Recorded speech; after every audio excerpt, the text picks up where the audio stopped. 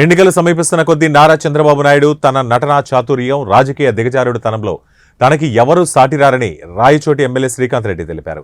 కడప నగరంలోని జిల్లా వైఎస్ఆర్సీపీ కార్యాలయంలో ఏర్పాటు చేసిన సమావేశంలో ఆయన మాట్లాడుతూ, దేశంలో ఏ ఒక్క రాజకీయ నాయకుడు కూడా చంద్రబాబు నాయుడు మాదిరిగా మ్యానిపులేటెడ్ రాజకీయం చేయలేరన్నారు. చంద్రబాబు నాయుడు ఎన్టీ రామారావుకు వెన్నుపోటు పొడిచి దారుణంగా చంపి టీడీపీ పార్టీని లాక్కున్నాడని ఆరోపించారు. రాజకీయాలతోనే ఆధారపడేటువంటి చంద్రబాబు నాయుడు గారు ఎన్నికలు సమీపించే కొద్దీ తన నటన చాతుర్యంలో కానీ, రాజకీయాలలో దిగజారుడుతనంలో కానీ తనకు ఎవరు సాటి రారు అని నిరూపించుకుంటారు. ఈ దేశంలో ఏ ఒక్క రాజకీయ నాయకుడు కూడా ఇలా మ్యానిపులేటెడ్ రాజకీయాలనే నమ్ముకొని రాజకీయాలు చేసినట్టు ఏ వ్యక్తి కూడా ఉండరు, ఒక చంద్రబాబు నాయుడు గారు తప్పితే. ప్రజలకు ఫలాని మేలు చేశాను, నాకు అవకాశం ఉన్నప్పుడు దాన్ని చూసి నన్ను ఆదరించండి అని ఏ రోజు మాట్లాడు. ఎలా నన్ను గతంలో తను ముఖ్యమంత్రిగా లేని విధంగా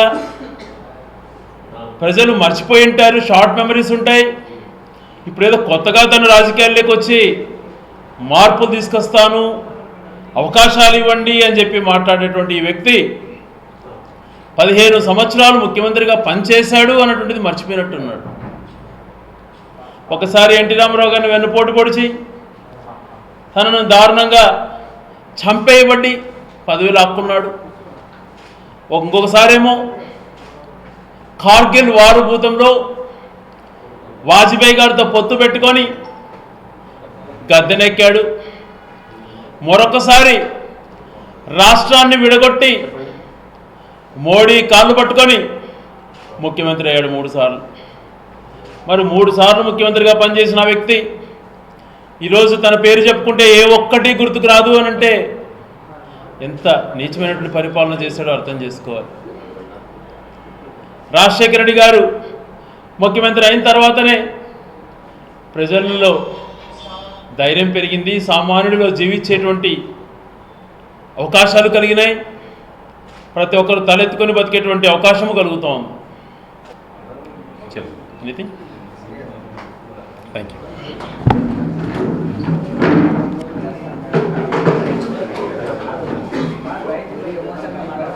తమ్ముళ్ళు మీకు మద్యం ఇస్తానని చెప్తావు సిగ్గు లేకుండా. మేము ఆ రోజే చెప్పాం, మద్యం వల్ల కుటుంబాలు నాశనం అవుతున్నాయి. సామాన్య మానవుడు చిన్న వారి డబ్బులకు వేస్ట్ చేసుకోకుండా ఆ కుటుంబాల్లో బాగుండడానికి సామాన్య మానవుడికి అందుబాటులో లేకుండా మద్దు ధర పెంచుతామని చెప్పాం మేము ఆ రోజు. మేము చెప్పకుండా లేము. ఇప్పుడు ఎన్నికల సమయంలో తప్పించుకునే వ్యవహారం కాదు మాది. అలా అని సామాన్యుడు దెబ్బ కొట్టడానికి కాదు, తాగుడు మానిపించే ప్రయత్నం. వాళ్ళ తాగుడుకు బానిసలైపోయి కుటుంబాలు రోడ్డును పడుతున్నాయనేటువంటి బాధతో వాళ్ళలో తాగుడు తగ్గించాలని చెప్పి బెల్ట్ షాపులు ఎత్తేసాం. నీలాగా ఊరూరికి బెల్ట్ షాపులు పెట్టిన చరిత్ర మాది కాదు. మంచిగా చూడడం నేర్చుకో. 2014 ముఖ్యమంత్రి అయ్యే ముందు నువ్వేం చెప్పావో, 2019 మేమేం చెప్పామో, ఇద్దరం ఓపెన్ ఛాలెంజ్. బహిరంగ సభలలో మా బహిరంగ సభలో మేము మాట్లాడదాం, నీ బహిరంగ సభలో నువ్వు మాట్లాడు. ఏది వాస్తవమో ప్రజలు చూడని, ఇదే అజెండాగా తీసుకుందాం. ధైర్యం ఉంటే ఛాలెంజ్కి ఒప్పుకో.